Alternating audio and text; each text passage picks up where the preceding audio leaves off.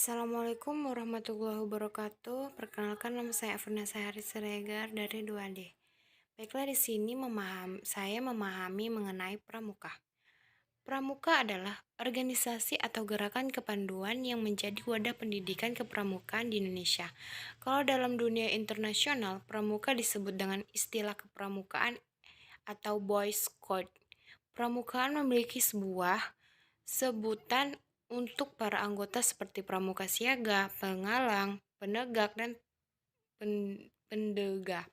Sedangkan untuk kelompok anggota pramuka lainnya disebut pembina pramuka, andalana, pelatih, pamong saka, staf, kuartir, dan majelis pembimbing. Fungsi pramuka yaitu dengan uraian di atas. Maka kepramukaan mempunyai fungsi sebagai berikut. Yang pertama, kegiatan menarik bagi anak atau pemuda. Kegiatan menarik di sini dimaksudkan kegiatan yang menyenangkan dan mengandung pendidikan.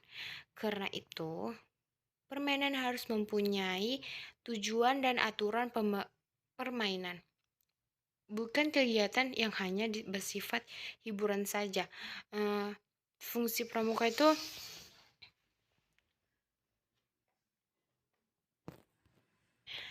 dalam permainan pramuka itu kita dapat banyak ilmu, tidak hanya menyenangkan diri kita, tapi kita mendapatkan ilmu untuk disimpan di kemudian hari.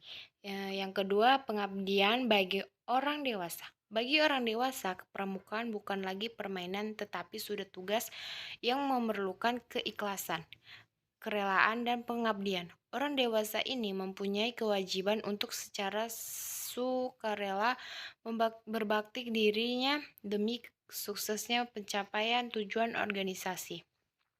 Yang ketiga, alat. Bagi masyarakat dan organisasi, kepramukaan merupakan alat bagi masyarakat untuk memenuhi kebutuhan masyarakat setempat, dan juga alat bagi organisasi untuk mencapai tujuan organisasinya.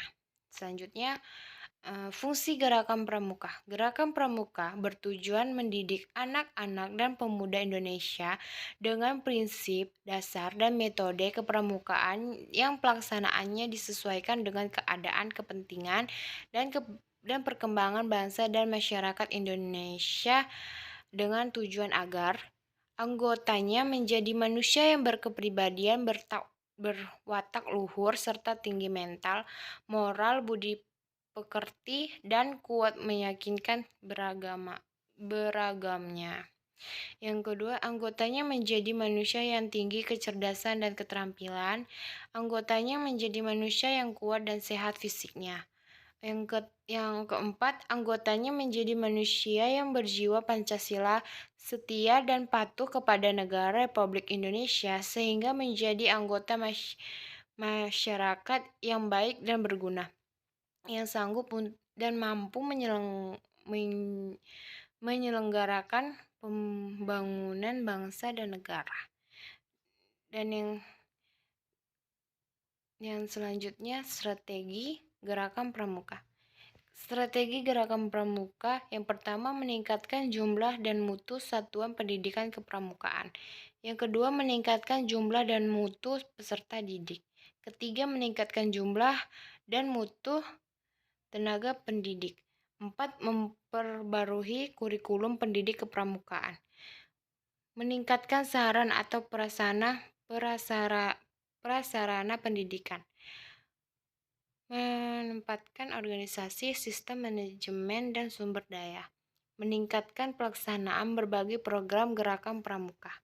Dan yang terakhir, sejarah pramuka di Indonesia dan di dunia. Yang pertama, sejarah pramuka di dunia.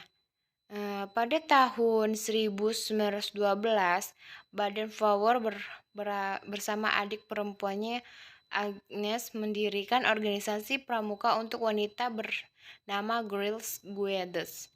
Pada tahun 1916 mulai berdirinya organisasi pramuka untuk siaga yang dimulai CUB.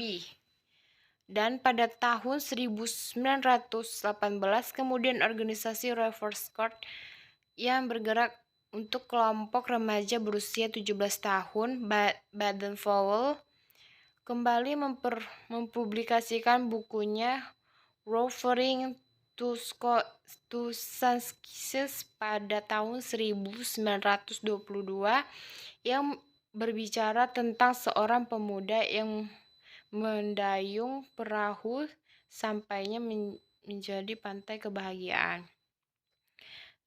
Dan yang terakhir, sejarah pramuka di Indonesia. Pertama, gerakan pramuka pada masa penjajahan Belanda di Indonesia bernama Nederland Indienstkleed Verwisder Vereniging atau NIVV, atau dalam bahasa Indonesia dikenal Persatuan Pandu-Pandu Hindia Belanda.